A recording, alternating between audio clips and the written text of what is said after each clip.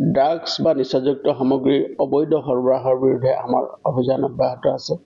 আৰু এই অভিযানৰ এক বিশেষ অংশস্বৰূপে আমাৰ এটা বিশেষ অভিযান চলিছিলে লক্ষীপুৰ অঞ্চলৰ বৰমামদা বুলি এটা ঠাই আছে গাঁও সেই গাঁও অঞ্চলত এটা গভীৰ নিশা আমাৰ এটা অভিযান চলিছিলে আৰু এই অভিযান কালত আমি এখন টাটা এচি গাড়ীখনৰ ৰেজিষ্ট্ৰেচন হ'ল AS011 BC 8769 এই গাড়ীখন আমি তাত ইন্টাৰসেপ্ট কৰো গাড়ীখন আমি ৰখাও আৰু গাড়ীখন ৰখাই তাত থকা এজন ব্যক্তি তেওঁৰ নাম হ'ল মোহাম্মদ বখতাৰ হুছেইন লস্কৰ তেওঁৰ পিতৃৰ নাম হ'ল আজিৰুদ্দিন লস্কৰ গাঁও ডুংৰিপাৰ পাৰ্ট 1 সোনাই তেওঁ যেতিয়া এই মানুহজনক যেতিয়া আমি ধৰো আৰু ধৰি মানুহজনক যেতিয়া আমি খান্তালাচি চলাও সেই গাড়ীখনত বিশেষভাৱে নিৰ্মিত এটা কোঠাত চেম্বাৰ তেওঁ 30টা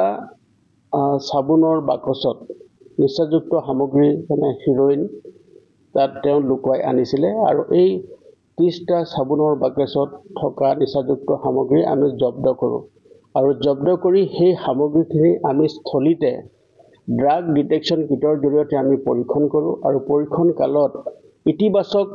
উত্তৰ পোৱাৰ পিছত আমি গোটেই সামগ্ৰীখিনি ইণ্ডিপেণ্ডেণ্ট উইটনেছৰ উপস্থিতিত আমি গোটেই সামগ্ৰীখিনি জব্দ কৰোঁ আৰু তাৰ লগতে প্ৰাৰম্ভিক তদন্ত আমি আৰম্ভ কৰোঁ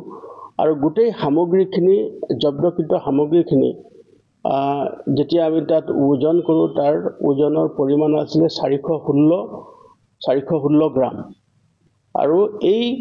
416 গ্ৰাম নিচাযুক্ত সামগ্ৰীৰ আনুমানিক চোৰাং বজাৰত তাৰ মূল্য প্ৰায় 2.8 কোটিৰো অধিক হ'ব গতিকে সামগ্ৰীখিনি জব্দ কৰি আমি প্ৰাৰম্ভিক তদন্ত আৰম্ভ কৰোঁ আৰু প্ৰাৰম্ভিক তদন্ত কালত দেখা গৈছে যে এই গোটেই সামগ্ৰীখিনি চুবুৰীয়া ৰাজ্যৰ পৰা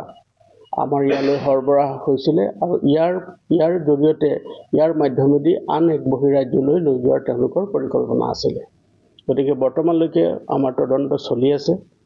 আৰু তদন্তৰ আওতাত যিসকলে লোক আহিব তেওঁলোকৰ বিৰুদ্ধে আমি কঠোৰতম আইনগত ব্যৱস্থা ল'বৰ কাৰণে আমি তৎপৰ হৈ আছোঁ